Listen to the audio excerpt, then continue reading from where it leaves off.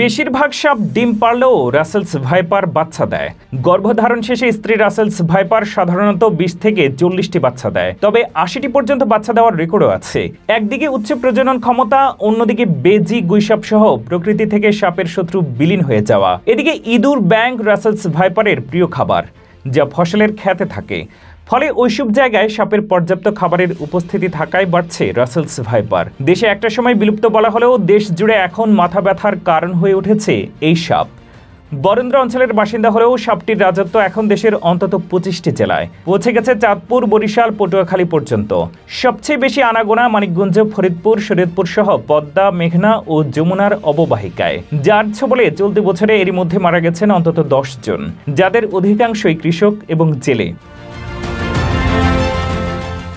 Russell's viper দেখতে অনেকটা অজগরের বাচ্চার মতো। ছোট এবং সরু লেজের সরীসৃপটি দৈর্ঘ্যে 3 থেকে 5 ফুট পর্যন্ত হয়ে থাকে। মাথা চ্যাপ্টা, ত্রিভুজাকার এবং ঘাড় থেকে আলাদা। শরীর জুড়ে অনেকটা চাঁদের মতো গাঢ় বাদামি গোল গোল দাগ।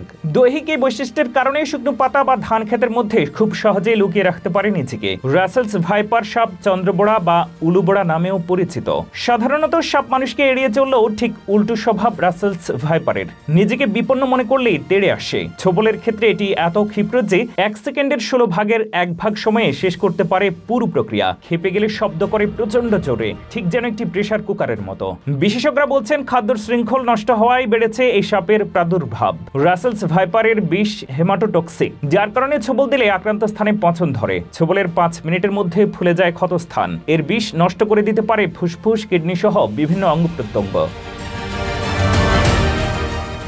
এই অবস্থায় পর্যাপ্ত সুরক্ষা সামগ্রী ছাড়া মাঠে কাজ করার কারণে এবং সাপে কাটার পর গ্রামে এখনও ঝাড়ফুঁকের মতো কুসংস্কার থাকায় মৃত্যুর ঝুঁকি বাড়ছে।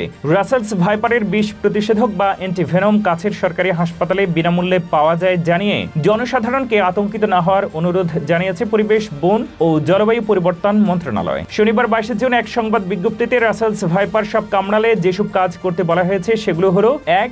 দংশিত অঙ্গ নাড়াচাড়া করা যাবে না। পায়ে দংশনে বসে যেতে হবে, হাঁটা যাবে না। হাতে দংশনে হাত নাড়াচাড়া করা যাবে না, কারণ হাত পায়ের নাড়াচাড়ায় মাংসপেশির সংকোচনের ফলে বিষ দ্রুত রক্তের মাধ্যমে শরীরে ছড়িয়ে বিষক্রিয়া হতে পারে। 2. আক্রান্ত স্থান সাবান দিয়ে আলতোভাবে ধুতে হবে অথবা ভেজা কাপড় দিয়ে আলতোভাবে মুছতে হবে। 3. ঘড়ি বা অলংকার বা তাবিজ, তাগা ইত্যাদি থাকলে খুলে ফেলুন। 4. দংশিত স্থানে কাটবেন না, সুই ফোটাবেন না কিংবা কোনো রকম প্রলেপ লাগাবেন না বা অন্য কিছু প্রয়োগ করা উচিত নয়। 5. সাপে কাটলে ওঝার কাছে গিয়ে অযথা সময় নষ্ট করবেন না। 6. যত দ্রুত সম্ভব কাছের হাসপাতাল বা স্বাস্থ্যসেবা কেন্দ্রে যান।